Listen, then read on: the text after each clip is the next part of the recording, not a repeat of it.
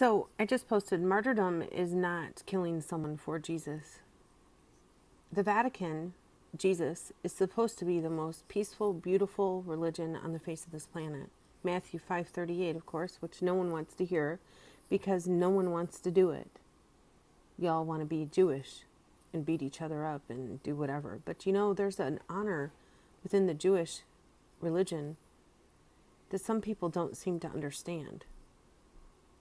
Blatantly killing someone is against God in their religion. So, when we look into the United States, of course, we have a system that actually protects those of different religions. It's kind of been in place since, I don't know, its birthday, the United States birthday. It's kind of been in place. Now, we have to look at martyrdom and make sure that people understand that you standing up for your faith is not killing someone. It is being Jesus to others. Now, as we decide to be Jesus, what do you have to decide, people? You have to be quiet. You have to take whatever comes at you. I'm not coming at you. I want you to obey Jesus. What he requests, it's not a request, people, it's a demand. You need to know his demands. It is written. Now, as you do this, you yourself will be okay. Why? Jesus said so. He wasn't kidding. I mean, he's not kidding about hell either. As far as Mercy.inc goes, if you want to label Mercy.inc as an enemy of Jesus, did you hear what I just said? Did you hear what I just said? You need to do his demands perfectly. Now I realize that on this planet, we have tons of Christians that don't. Because they don't care, they forgot, they're half-ass, whatever the case may be. So I'm going to talk to Jesus. Jesus, you died on the cross. Did you not? We all know this. You have people that don't listen to you. Can you explain why you have people who don't listen to you? Why do you have people that don't listen to you? It's written. Isn't this what you requested of them? No, it's not a request. Why do you guys think it's a request? It's a demand. It's a demand from him. He's telling you exactly how to behave, people. Anyway, Jesus, did you want me to speak to your people for you? I have been doing that, haven't I, Jesus? Why do your priests, one in particular, he made a mistake, didn't he, Jesus? He should have spoken to me instead of doing for a while now. Jesus, you know how difficult it is once you have a plan in place to back up and say, well, that didn't work. I mean, Father Clement or Father Michael, he had a plan. He had your plan.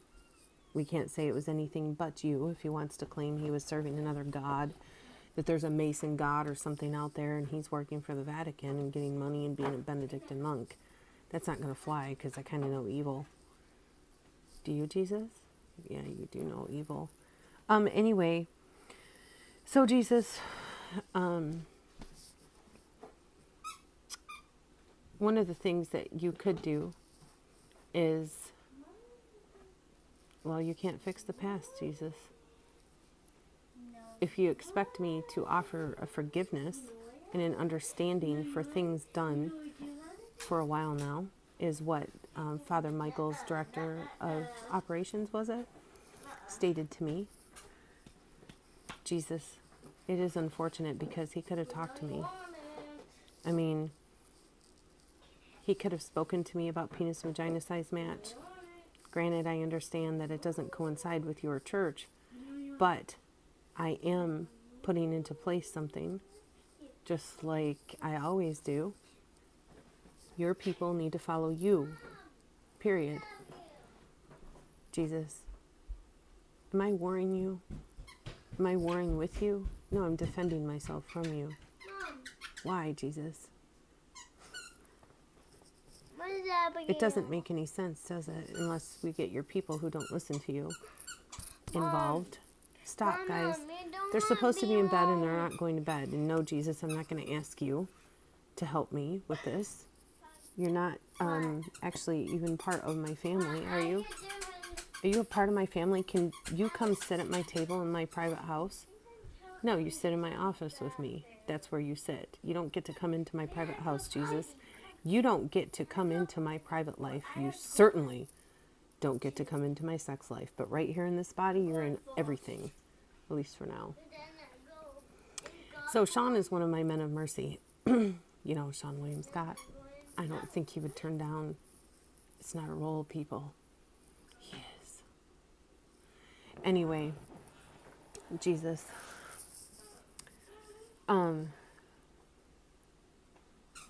Your people.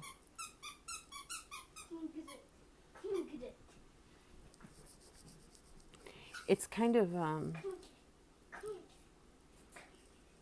well, I guess telling.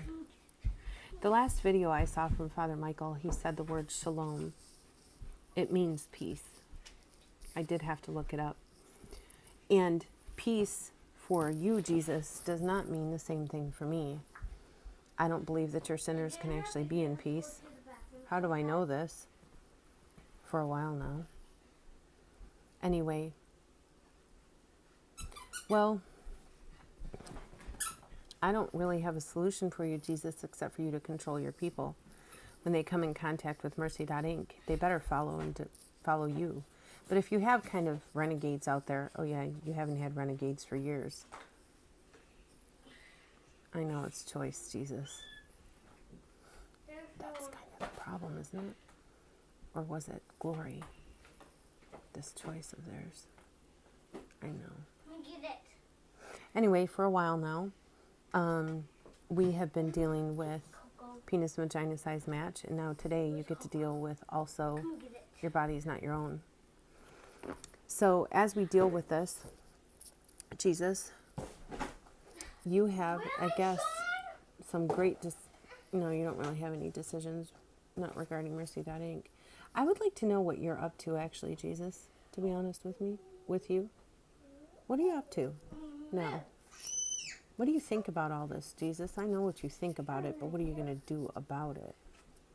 Got anything else? Got any other people like Jim Caviezel? Got Jim Caviezel, do you, Jesus? And maybe I'll do a debate with Jim. The debate is this, Jim.